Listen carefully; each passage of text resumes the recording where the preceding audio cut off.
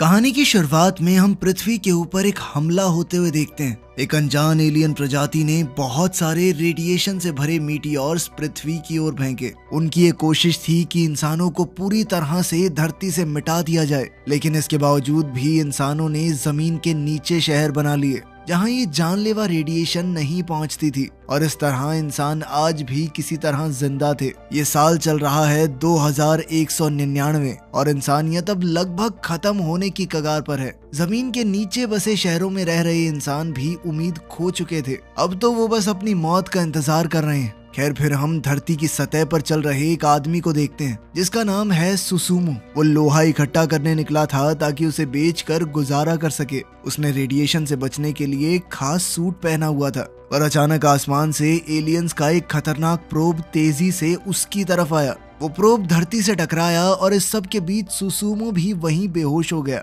जब उसकी आंख खुली तो उसके सर से खून बह रहा था। उसका हेलमेट भी गायब हो चुका था। वो धीरे धीरे खड़ा हुआ और उसने चलने की कोशिश की, पर उसका सर अभी भी घूम रहा था। तभी उसकी नजर एलियन प्रोब के ऊपर पड़ी। उसे उठाते ही वो एक बार फिर से बेहोश होकर जमीन पर गिर पड़ा। कुछ ही पलों में एक जहाज उसके पास उतरा। ये कैप्टन ओकीटा का ही जहाज था। जब उनकी टीम ने उस एलियन प्रोब की जांच की तो पता चला कि उसमें एडवांस टेक्नोलॉजी के ब्लूप्रिंट्स थे, मगर वो टेक्नोलॉजी उनसे कहीं आगे है, वो उसे समझ नहीं सकते। इसके बाद ओकीटा को बताया गया कि जो आदमी इस प्रोब के साथ मिला है उसके अंदर रेडिएशन बहुत ज्यादा है। एक क्रू मेंबर ने तो कहा कि उसके बचने की कोई उम्मीद नहीं है, मगर जब वो बात कर ही रहे थे तो अचानक से सुसुमू कमरे में घुस आया और जोर जोर से चिल्लाने लगा। वहाँ मौजूद डॉक्टर्स और गार्ड्स ने उसे रोकने की कोशिश की। सुसुमू ने ओकीटा पर इल्जाम लगाया कि पिछली लड़ाई में तुमने मेरे भाई के जहाज को ढाल की तरह इस्तेमाल किया और खुद वहाँ से दुम दबा के भाग गए। दरअसल कुछ समय पहले सुसुमू का भाई कमांडर कोडी अपनी बैटलशिप में दुश्मनों से लड़ रहा था। उनके दुश्मन हैं गमालाज नाम के ताकतवर एलियंस, और अब धीरे धीरे इंसान अपनी हार की ओर बढ़ रहे थे। इस मुश्किल घड़ी में कमांडर कोडी ने अपनी जान की कुर्बानी देने का फैसला किया ताकि उसके बाकी साथी बचकर भाग सकें। कैप्टन ओकीटा ने कहा कि हम आपको अकेला छोड़कर नहीं जाएंगे, लेकिन कोडी ने उनकी बात नहीं सुनी। जल्द ही उसका जहाज धमाके में उड़ गया। उसने अपनी शहीदी दी ताकि उसके दोस्त वहां से बचकर भाग सकें। अब शिप में गुस्साया हुआ सुसुमू अचानक से ओकीडा की तरफ बढ़ा। उसने कहा कि तेरी वजह से मेरे भाई की मौत हुई। वो उस पर हमला करने ही वाला था कि तभी यूकी नाम की एक क्रू मेंबर ने उसे थप्पड़ मार दिया। इसके साथ ही गार्ड्स उसे पकड़ कर ले गए। उसके जाने के बाद डॉक्टर ने इस सब के लिए ओकीटा से माफी मांगी। तब ओकीटा ने पूछा कि ऐसा कैसे हो सकता है, इतनी भयानक रेडिएशन में रहकर सुसुमू जिंदा कैसे बच गया, मगर इसका जवाब तो किसी के पास भी नहीं था। थोड़ी देर बाद ओकीटा ने एक बड़े जनरल से इस बारे में बात की। जनरल का मानना था कि उन्हें कुछ चुनिंदा लोगों के साथ धरती छोड़कर चले जाना चाहिए, किसी और प्लैनेट के ऊपर, लेकिन ओकीटा इस बात से सहमत नहीं था। उसने कहा कि अगर बचाना ही है तो अमीरों और नेताओं को शामिल नहीं करना, बल्कि सिर्फ जवान और काबिल लोगों को बचाना है, ताकि कम से कम इंसानियत के पास कोई उम्मीद तो हो। इसके बाद जनरल ने सबको इंसानों के आगे के प्लान के बारे में बताया। दरअसल जो एलियन प्रोब उन्हें मिला था वो इस्कैंडर नाम के ग्रह से आया है। वहाँ के लोगों के पास ऐसी टेक्नोलॉजी है जिससे रेडिएशन को पूरी तरह से खत्म किया जा सकता है। इसके साथ साथ उस प्रोब में इस्कैंडर ग्रह तक पहुंचने के पूरे कोऑर्डिनेट्स भी थे। अब सरकार ने फैसला किया कि वो अपना आखिरी बचा जहाज वहां भेजेंगे ताकि उस टेक्नोलॉजी को यहाँ लाया जा सके, मगर जनता ने इस फैसले का विरोध किया। उन्होंने कहा कि अंतरिक्ष में इतनी दूर हम जा भी सकेंगे। इस पर जनरल ने कहा कि इतनी जानकारी मैं आप लोगों को नहीं दे सकता, लेकिन हमारे पास एक टेक्नोलॉजी है जो शायद जहाज को तेजी से वहां पहुंचा सकती है, क्योंकि अब इस्कैंडर ही उनकी आखिरी उम्मीद है। इस बेहद जरूरी मिशन पर जाने के लिए सरकार को वॉलंटियर्स की जरूरत थी। इसमें सुसुमू ने भी अपना नाम दर्ज करवाया तो डॉक्टर उसे जिंदा देखकर हैरान रह गई। उसने डॉक्टर से कहा कि जल्दी से टेस्ट करो, और लोग भी हैं लाइन में। असल में सुसुमू पहले भी फौज में था और अब वो फिर से अपनी जान को जोखिम में डालने के लिए आ गया था। उसके पिछले एक्सपीरियंस को देखकर डॉक्टर दंग रह गई। खैर, बाद में जब वो बेस पर पहुंचा तो उसकी मुलाकात यूकी से हुई। यूकी उसे देखकर दंग रह गई। उसने पूछा कि तुमने वॉलंटियर क्यों किया? तुम तो कमांडर ओकीटा से नफरत करते हो ना, ये उनका ही जहाज है। पर सुसुमू ने मुस्कुराकर बात टाल दी। यूकी ने पूछा कि आखिर तुम करना क्या चाहते हो? अगर कुछ गड़बड़ की ना तो। इससे पहले सुसुमू जवाब दे पाता अलार्म बज गया। वो तुरंत ब्रिज की तरफ भागा और यूकी को अपनी जगह पर जाने का ऑर्डर दिया। यूकी ने उससे कहा कि तुम मुझे ऑर्डर देने वाले होते कौन हो? तब सुसुमू ने बताया कि मैं तुम्हारा नया स्क्वाड्रन लीडर हूँ। गमालाज की एक जोरदार मिसाइल उनकी तरफ बढ़ रही थी। ये देखकर ओकीटा ने हथियार लॉन्च करने का ऑर्डर दिया। उसी वक्त सुसुमू और बाकी सब काम पर लग गए। ओकीटा को एहसास हुआ कि उनका बच पाना मुश्किल है, इसलिए उसने कहा कि वेव गन को इस्तेमाल करो। उसके एक फौजी ने उसे याद दिलाया कि सर इसे टेस्ट नहीं किया गया है, लेकिन फिर भी उन्होंने उसे इस्तेमाल करने का फैसला किया। साथ ही कहा कि इसे फुल पावर पर चलाना। जैसे ही वेव गन को फायर किया गया, इतना जबरदस्त धमाका हुआ कि धरती पर मौजूद कंट्रोल टीम की भी सांसें सूख गई। कुछ पलों के लिए यमाटो जहाज गायब हो गया था, पर अचानक ही वो मॉनिटर्स पर फिर से दिखाई देने लगा। फिर ओकीटा ने स्क्रीन पर आकर जनरल से बात की। ओकीटा ने कहा कि वेव गन फायर करने से दुश्मनों को उनकी जगह का अंदाजा हो गया होगा, लेकिन उनके पास कोई दूसरा चारा नहीं था। फिर जनरल ने पूछा कि जहाज सही है, आगे बढ़ सकते हो? ओकीटा ने कहा कि अगर दुश्मनों के दोबारा हमला करने से पहले सोलर सिस्टम से बाहर निकल गए तो ये जहाज काम कर सकता है। वहीं दूसरी ओर जहाज में सुसुमू की मुलाकात शीमा से हुई और वो दोनों बातचीत करने लगे। जल्द ही पिछले युद्ध में सुसुमू के साथ रहे फौजी भी वहां आ गए। वो एक बार फिर से सुसुमू के साथ काम करके बेहद खुश थे। तभी एक फौजी ने इस खुशी के मौके के लिए शराब की बोतल निकाली। इसी दौरान हम यूकी को देखते हैं जो एक टेबल पर अकेली बैठी थी। वो इस बात से चिड़ी हुई थी कि सब लोग सुसुमू को इतनी तवज्जो दे रहे हैं। जब उन्होंने यूकी को भी अपने साथ शामिल होने के लिए बुलाया तो वो भड़क गई। उसने गुस्से में सुसुमू से पूछा कि अगर पहले फौजी थे तो इतने साल से कहाँ थे तुम और लौट कर क्यों आए हो? उसने सुसुमू को डरपोक कहकर बुलाया। तुम्हारे भाई ने सबको बचाने के लिए अपनी जान दी और वहीं तुम फौज छोड़कर डरकर भाग गए। इस बात से गुस्सा होकर एक फौजी यूकी की तरफ बढ़ा, लेकिन यूकी ने उसे एक ही मुक्के में बेहोश कर दिया। जल्द ही ओकीटा ने सभी क्रू मेंबर्स को सोलर सिस्टम से बाहर जाने के लिए तैयार होने को कहा। जल्द ही स्पेस बैरियर को तोड़ते हुए जहाज सोलर सिस्टम से बाहर निकल गया। आखिरकार वो अपनी मंजिल तक पहुंच चुके थे और उनके जहाज को भी कोई नुकसान नहीं हुआ, पर उनकी ये खुशी ज्यादा देर तक टिक नहीं पाई। जल्द ही गमालाज उनके ऊपर हमला करने आ पहुंचे। सुसुमू ने फिर से वेव गन इस्तेमाल करने का हुक्म दिया, लेकिन कुछ फौजियों ने उसे बताया कि वेव गन को दोबारा से इस्तेमाल करने में टाइम लगता है। ओकीटा ने कहा कि उसे चार्ज होने में 20 मिनट और लगेंगे। तब तक उसने सुसुमू से कहा कि जल्दी से दुश्मन के इंजनों पर हमला करो ताकि वो हमारा पीछा ना कर सकें। फिर सुसुमू ने ब्लैक टाइगर्स नाम के क्रू को ऑर्डर दिया, लेकिन यूकी पहले ही एक जहाज लेकर गमालाज का मुकाबला करने जा पहुंची थी। बाहर यूकी ने उन पर हमला बोल दिया और उन्हें काफी समय तक रोक कर रखा, पर जब सुसुमू ने उससे बात करने की कोशिश की तो पता चला कि उसके जहाज पर जो हमला हुआ था उसके बाद वो बेहोश हो चुकी है। आखिरकार उसे होश आया और उसने बताया कि मलबे ने उसके इंजन्स को बर्बाद कर दिया है। यूकी ने कहा कि वो उनके साथ नहीं आ पाएगी, इसीलिए तुम लोग मुझे यहीं छोड़कर आगे बढ़ जाओ। लेकिन सुसुमू को ये गवारा नहीं था। उसने एक नया जहाज निकाला और यूकी की ओर निकल पड़ा। वो उसके जहाज तक पहुंचा और यूकी से कहा कि मेरे इशारे पर कूद जाना। उसी समय हम देखते हैं कि एक बहुत बड़ी फौज उनके जहाज की तरफ बढ़ रही थी। ओकीटा ने कहा कि जल्दी से उनके ऊपर हमला करो। इधर सुसुमू यूकी के बेहद करीब पहुंच गया और इशारा मिलते ही वो उसके जहाज पर कूद गई।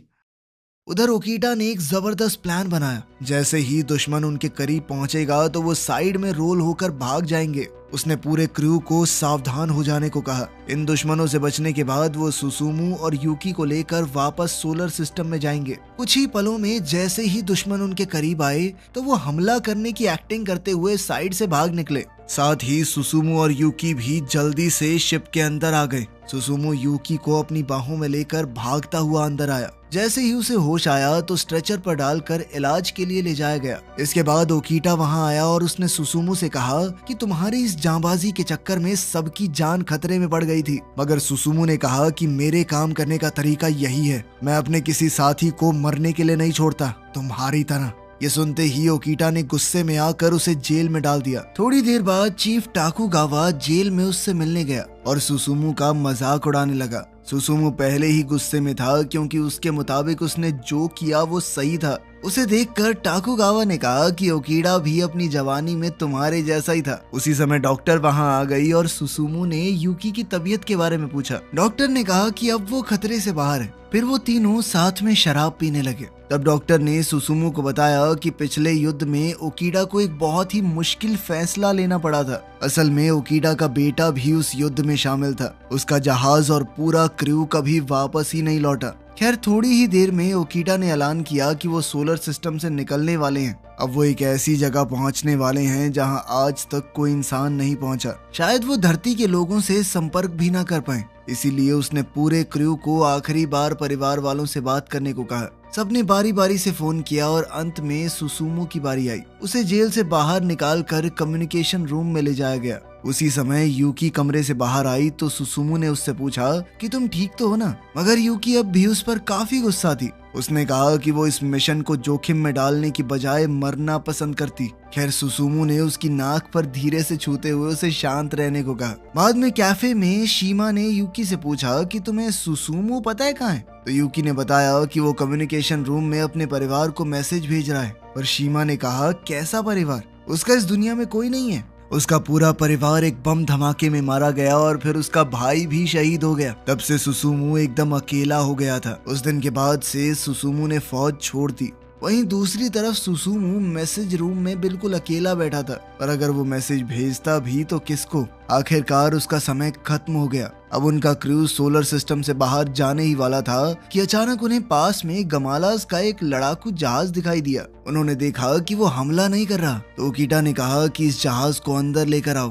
ताकि उसकी जांच की जा सके। बाद में ओकीडा का मेडिकल टेस्ट हुआ तो डॉक्टर ने खुलासा किया कि आपकी बीमारी और बढ़ चुकी है। अब उसके पास ज्यादा समय नहीं बचा। वहीं दूसरी ओर बाकी का क्रू जहाज की जांच कर रहा था। अचानक उसका एलियन पायलट जिंदा हो गया और उसने हमला बोल दिया। मगर उसने साटो नाम के एक आदमी को अपने वश में कर लिया। फिर उस एलियन ने बताया कि मेरा नाम डेस्ला है। सुसुमू ने उससे पूछा कि तुम लोग धरती पर हमला क्यों कर रहे हो? तो डेस्ला ने हंसते हुए कहा कि हम धरती के ऊपर हमला नहीं कर रहे, बस इसे पहले से बेहतर बना रहे हैं। उसी पल यूकी अंदर आई तो सुसुमू ने साटो को अपनी स्टन गन से शूट कर दिया, जिसके बाद एलियन ने तुरंत साटो का शरीर छोड़ दिया। इसके बाद वो सब कैफेटेरिया में इकट्ठा हुए और साटो दर्द से करा रहा था, जिसे देखकर बाकी सब हंसने लगे। खैर बाद में सुसुमू ओकीटा से बात करने पहुंचा। ओकीटा ने उससे पूछा कि क्या वो अगला कैप्टन बन सकता है। असल में मामारू अगला कैप्टन बनने वाला था, मगर अब वो चाहता था कि सुसुमू कैप्टन बने। लेकिन सुसुमू ने इसके लिए साफ इनकार कर दिया क्योंकि वो ओकीडा के हिसाब से काम तो नहीं कर सकता। तब ओकीडा ने उससे कहा कि तुम्हारे जैसे मन में आए वैसे करना। फिर ओकीडा ने अपना रेडियो उठाया और ऐलान किया कि अब से सुसुमू अगला कैप्टन होगा। फिर अचानक से गमालास का हमला हुआ और पूरा क्रू उनका जवाब देने के लिए तैयार हो गया। उसी वक्त वो एलियन शिप चमकने लगी। असल में शिप के जरिए गमालास को उनकी लोकेशन मिल गई थी। सुसुमू ने ऐन वक्त पर मोर्चा संभाला और सबको ऑर्डर्स दिए। तब एंडो ने बताया कि लिफ्ट खराब हो गई है और वो सभी वहीं फंस चुके हैं। सुसुमू ने उन सबको वहीं रुकने को कहा। फिर उसने वेव गन तैयार की और जबरदस्त फायर किया। उन्होंने शिप को तबाह कर दिया था, पर तभी उन्हें एहसास हुआ कि नीचे से भी हमला हो रहा है। सुसुमू ने देखा कि ये हमला तीसरे ब्रिज की ओर था, तो उसने थोड़ा हिचकिचाते हुए यूकी को इसे संभालने को कहा। यूकी ने तीसरे ब्रिज पर फायर किया और वो सीधा दुश्मन जहाज पर जा गिरा। इसके बाद सुसुमा ओकीडा के पास गया और उसे सब कुछ बताया। असल में तीसरे ब्रिज में 6 क्रू मेंबर्स की मौत हो गई थी और अब सुसुमा को लग रहा था कि वो कैप्टन बनने के लायक ही नहीं है। ओकीडा ने पूछा कि तुम वापस क्यों आए हो? इस पर सुसुमू ने कहा कि मैं ये देखना चाहता था कि तुम किस तरह के इंसान हो और साथ ही वो धरती को फिर से एक बार हरा भरा देखना चाहता है। फिर उसने ओकीडा से पूछा कि मैंने कैप्टन के तौर पर जो कुछ किया क्या वो सही था? ओकीडा ने खड़े होकर सुसुमू को अपने तजुर्बे से एक सलाह दी और कहा कि वो कैप्टन के तौर पर अपने फर्ज को ईमानदारी से निभाए। फिर ओकीडा ने कहा कि वो उसे एक बहुत जरूरी बात बताना चाहता है। आखिरकार ओकीडा से बात करके सुसुमू बाहर आया तो यूकी उसके सामने आ गई। वो तीसरे ब्रिज वाली घटना से काफी दुखी हो गई थी, तो सुसुमू ने उससे माफी मांगी क्योंकि यूकी ने ये काम उसके कहने पर ही किया था। मगर यूकी ने कहा कि तुमने सिर्फ अपना फर्ज निभाया है, पर ये कहते ही वो खुद भी रोने लग गई। उसने अपने ही लोगों पर हमला किया था और अब वो इस पछतावे के साथ जिंदा नहीं रह सकती। सुसुमू ने तुरंत उसे गले लगा लिया और फिर दोनों ने एक दूसरे को चूम लिया। तभी अचानक अनाउंसमेंट हुई कि जहाज जल्दी ही सोलर सिस्टम से बाहर जाने वाला है। कुछ ही पलों में उन्हें अपनी मंजिल इस्कैंडर दिखाई देने लगी, मगर उनकी खुशी ज्यादा देर तक नहीं टिकी। अचानक इस्कैंडर से एक मिसाइल बड़ी तेजी से उनकी ओर बढ़ रही थी, और तो और उनकी वेव गन भी अभी चार्ज नहीं थी। अचानक वो मिसाइल 4 हिस्सों में बट गई तो सुसुमू ने सारी बंदूकें एक साथ चलाने का हुक्म दिया। पूरे क्रू ने एक साथ हमला बोल दिया, पर ये भी काफी नहीं था। सुसुमू ने एक बार फिर से सोलर सिस्टम में वापस जाने का फैसला किया, लेकिन ऐसा करने के बाद वो इस्कैंडर से दोबारा दूर हो गए। बाद में जब उन्होंने मिसाइल की जांच की तो समझ आया कि ये गमालाज की मिसाइल थी। पूरे क्रू को लग रहा था कि ये एक जाल है। इसी दौरान सोनाटा ने कहा कि इस कैप्सूल में रेडिएशन जैसा कुछ नहीं था, उनके अंदर सिर्फ कहीं की लोकेशन है। सुसुमू ने कहा कि हमें इस लोकेशन पर जाना चाहिए। अगर ये कोई जाल होता तो इस्कैंडर पर पहुंचने के बाद दुश्मन हमारे ऊपर हमला करते, ताकि हम कहीं भाग भी ना पाएं। पहले करके क्या फायदा? शायद इसके पीछे कोई कारण होगा कि गमालाज सुसुमू की टीम को वहां पहुंचने नहीं देना चाहते। अब सुसुमू ने सबको इकट्ठा करके आगे के प्लान के बारे में सोचना शुरू किया। उसने अलग अलग टीम्स बनाकर सबको टारगेट की लोकेशन दे दी। फिर उसने रेडियो से मैसेज भेजकर ऐलान किया कि वो सब जल्द से जल्द इस्कैंडर प्लैनेट पर लैंड करेंगे। हमें जो मैसेज मिला है हो सकता है कि वो एक जाल हो, पर अगर ये सही निकला तो धरती को बचाया जा सकता है। सुसुमू ने अपने क्रू की हौसला अफजाई की और पूरे जोश से लड़ने को कहा। इसके बाद पूरी टीम काम पर जुट गई। सुसुमू खुद भी एक जहाज लेकर इस्कैंडर की ओर निकल पड़ा। फिर वो जैसे ही लैंड होने वाला था तो उसे जमीन पर काफी मिसाइल्स दिखाई दी, पर जल्द ही उसका क्रू भी वहां आ पहुंचा। सुसुमू की टीम पर जोरदार हमला हुआ, पर उन्होंने भी मुंह तोड़ जवाब दिया। आखिरकार वो कोऑर्डिनेट्स की जगह पर पहुंच ही गए, मगर उसी पल एलियंस ने उन पर भयानक हमला कर दिया।